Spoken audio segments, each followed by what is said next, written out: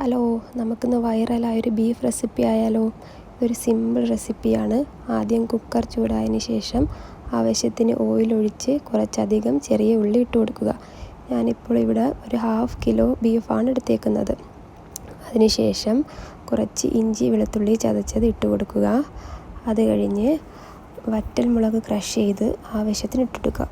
പിന്നീട് ആവശ്യത്തിന് ഉപ്പും ഇട്ട് കഴുകി വൃത്തിയാക്കി വെച്ചേക്കുന്ന ബീഫ് ഇട്ട് കൊടുക്കുക.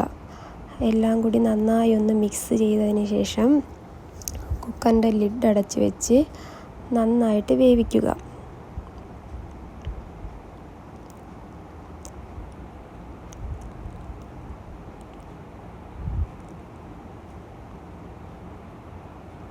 വിസിലെല്ലാം പോയതിന് ശേഷം ലിഡ് തുറന്ന് കുറച്ച് കറിവേപ്പില ഇട്ട് കൊടുത്ത് ആവശ്യമുള്ള കൺസിസ്റ്റൻസിക്ക് അനുസരിച്ച് വറ്റിച്ചെടുക്കുക.